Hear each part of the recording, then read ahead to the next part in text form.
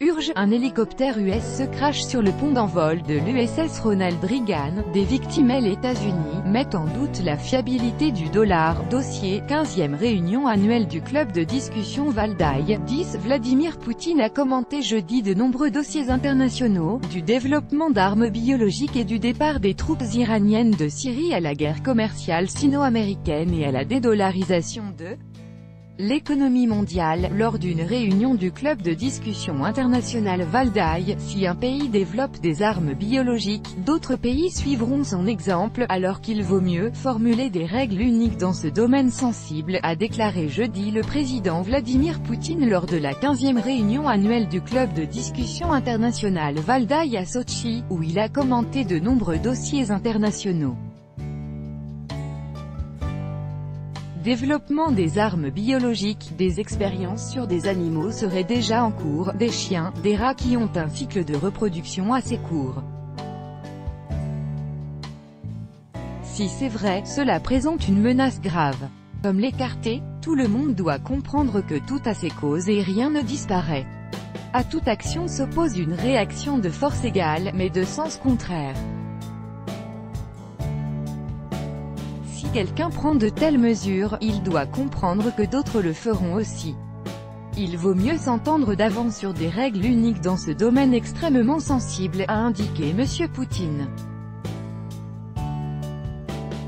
La politique américaine à l'égard du dollar est une erreur d'un empire. Le président russe a critiqué la politique des États-Unis à l'égard du dollar.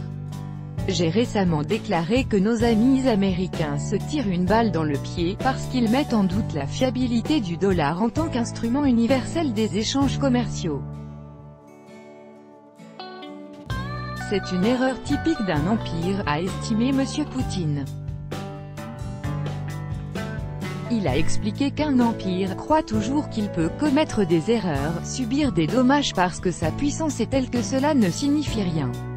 Mais le nombre des dommages et des petites erreurs ne cesse de croître et il arrive un moment où il est difficile de le contrôler tant dans le domaine de la sécurité que dans l'économie. Nos amis américains ont l'air de mener cette politique. Ils sapent la confiance en dollars en tant qu'instrument de paiement universel. Et tout le monde commence à réfléchir, a poursuivi le président russe.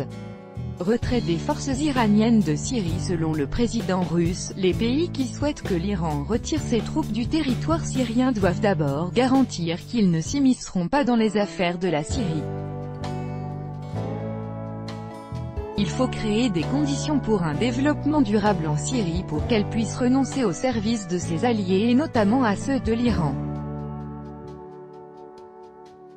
Ceux qui veulent que les forces iraniennes quittent la Syrie doivent offrir des garanties de non-ingérence dans les affaires intérieures de la Syrie, a noté M. Poutine. D'après lui, le départ complet des troupes iraniennes doit faire l'objet d'un dialogue entre l'Iran et la Syrie et l'Iran et les États-Unis. Nous sommes prêts à participer aussi à ces discussions, a-t-il ajouté. Sanctions contre la Russie. Pour le président russe, rien n'indique que les pays occidentaux ayant adopté les sanctions contre la Russie puissent les lever dans un avenir proche. D'autre part, ces pays ont de moins en moins de chances de revenir sur le marché russe s'ils prolongent les sanctions. Pour ce qui est du fromage, des sanctions et des conséquences si celles-ci sont levées, premièrement, rien n'indique qu'elles puissent être annulées, alors dormez tranquillement.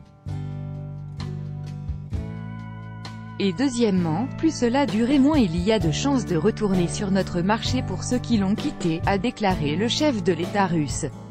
Nationalisme sain, et 146 millions de partisans. Lors de la réunion du club Valdai, Vladimir Poutine a expliqué la différence entre un nationalisme sauvage qui ne respecte pas les représentants d'autres nations faisant partie d'un État et un nationalisme sain dont il est partisan. Selon lui, les nationalistes sains œuvrent pour la préservation du pays. À la question du modérateur de la discussion Fedor Loukyanov, de savoir s'il est seul à professer ce nationalisme sain en Russie et combien d'alliés il avait, M. Poutine a répondu « Oui ». Près de 146 millions de personnes. La Crimée et son adhésion à la Russie. Commentant l'adhésion de la Crimée à la Fédération de Russie, M. Poutine a de nouveau rappelé que c'était une décision exprimée par les habitants de la péninsule lors d'un référendum. La Crimée est à nous. Pourquoi? Ce n'est pas que nous sommes arrivés et avons saisi quelque chose. Mais c'est la démocratie ici. Qu'est-ce que la démocratie? Le pouvoir du peuple. Comment la tester? Au moyen de référendums, d'élections, etc. Des gens se sont rendus aux urnes lors d'un référendum en Crimée et ont voté « Nous voulons être indépendant et être au sein de la Fédération de Russie », a expliqué le chef du Kremlin. Échange de frappe commerciale entre la Chine et les États-Unis. L'économie mondiale peut pâtir de la guerre commerciale entre Washington et Pékin, a estimé M. Poutine.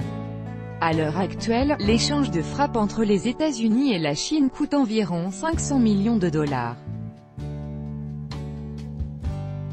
Si cela continue, il sera question de 1000 ou 1500 milliards de dollars. C'est un chiffre notable, à mon avis, 0,4% de l'économie mondiale.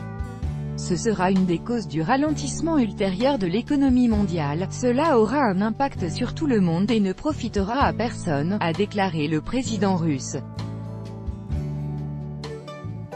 Vladimir Poutine est intervenu dans le cadre de la 15e édition du club de discussion Valdai à Sotchi. Institué en septembre 2004, le club de discussion international Valdai rassemble chaque année des analystes politiques de différents pays et aborde des thèmes dont la discussion permet aux participants étrangers de mieux comprendre la Russie.